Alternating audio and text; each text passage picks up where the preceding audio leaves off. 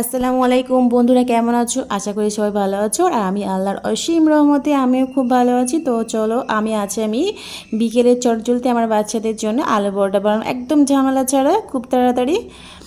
এবারে চলো মূল রেসিপিতে চলে যাই, কথা না বাড়িয়ে। তো এবার আমি একটা কড়াইতে পরিমাণ মতো সাদা তেল দিয়ে দুটো পেঁয়াজ কুচি দিয়ে দিলাম, বড় সাইজের কেটে রাখা।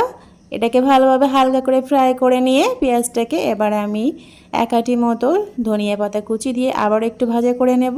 আর 5টা আলু সিদ্ধ করে রেখেছিলাম, সেটাকে ভালোভাবে ছেনে নিয়ে এটাকে দিয়ে দিলাম।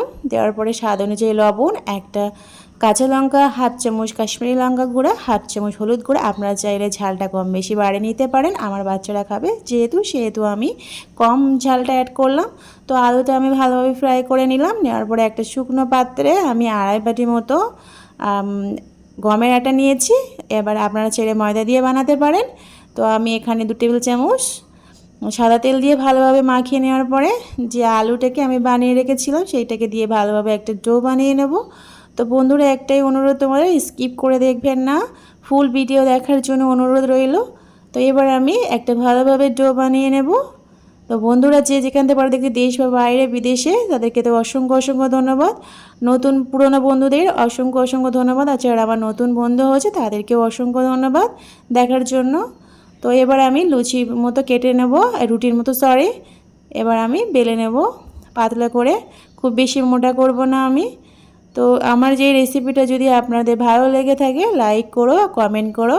আর যারা আমার চ্যানেলে নতুন, সাবস্ক্রাইব করে পাশে থাকার জন্য অনুরোধ রইল। এবার আমি রুটির মতো করে ভালোভাবে বেলে নিলাম। বেলে নেওয়ার পরে এবার আমি চাটুতে ভাজা করে নেব বন্ধুরা।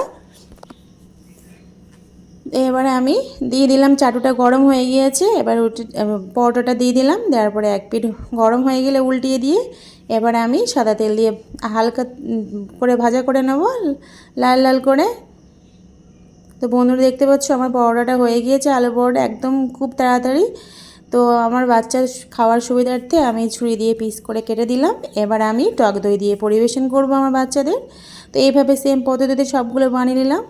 তো আজ এই পর্যন্ত এই রেসিপিটা। আবার হাজির হব কালকে অন্য আরেক রেসিপি নিয়ে। সুস্থ থাকবেন, ভালো থাকবেন, খোদা হাফেজ।